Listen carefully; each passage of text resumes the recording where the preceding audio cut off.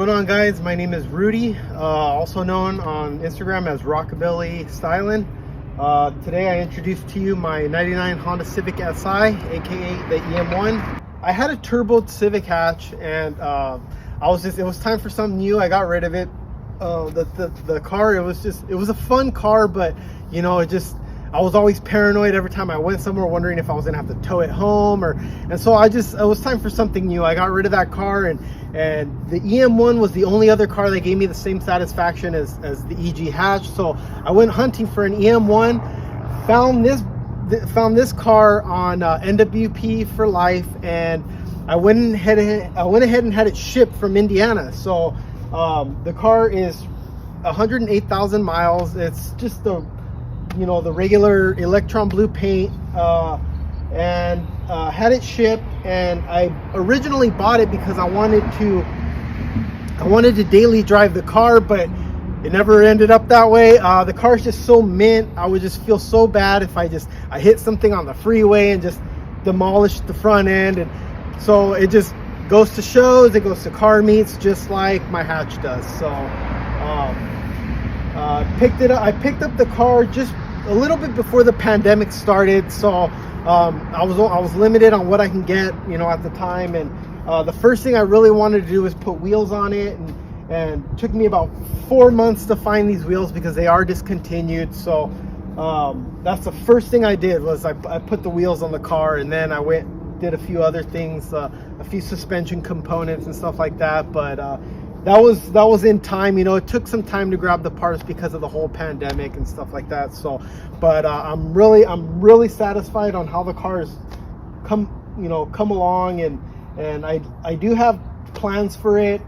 Small subtle things. I don't plan on heavily modifying it. The outside is relatively simple. We just got a Cybon carbon fiber hood. We also got the OEM optional fog lights that came from the dealer if you wanted those options. My wheels, they are the OG Vogue TE37s in bronze.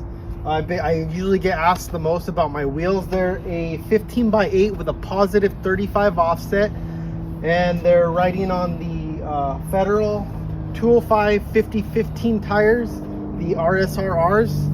A little noisy, but still an overall great tire. So as far as the outside, there's not really too much going on. It's just OEM plus. As far as my suspension goes, the car is riding on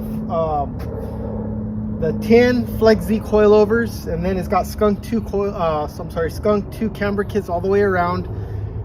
It's got a polished ASR subframe brace with a PLM 24mm sway bar. It's got the Blocks lower control arms with the spherical bearings, and then it's also got a Beeks polished lower tie bar. So inside the car is just as simple as the outside. So basically it's running a Type R red stitch shift boot, and then an old school Razzo red stitch shift knob.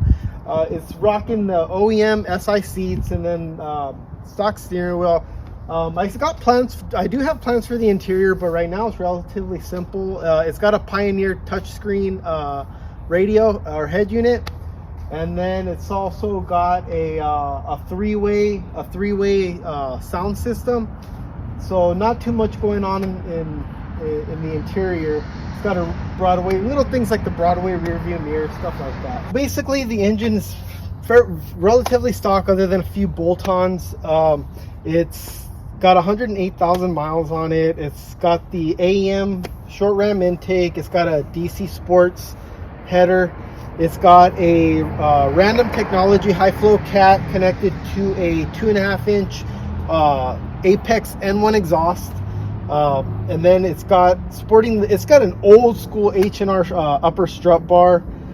It's got AC, it's got power steering. That's one of the things I really wanted when I was looking for an EM1. I wanted to make sure it had all the luxuries and all the amenities that that a lot of older Hondas don't really have nowadays.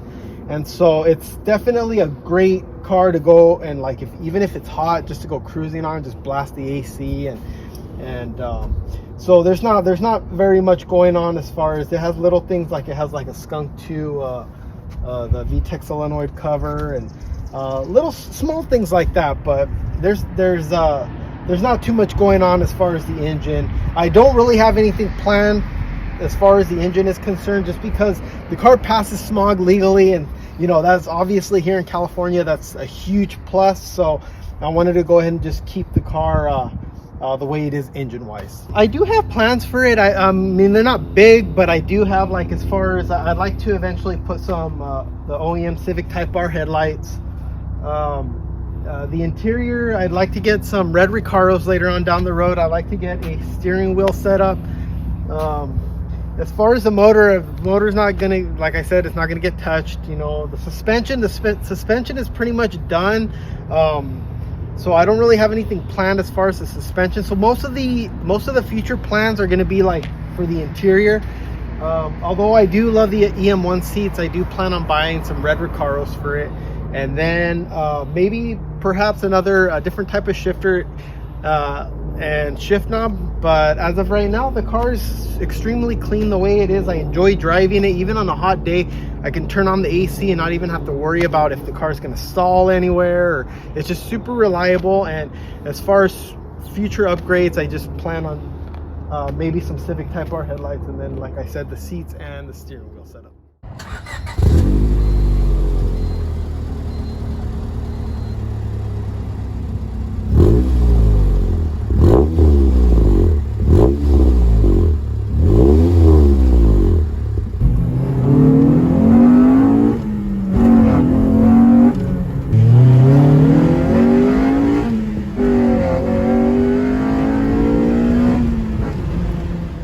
I want to send a shout out to my wife. She's been super supportive throughout this entire hobby of mine. I know it can tend to get a little expensive and tend to be a little time consuming, and I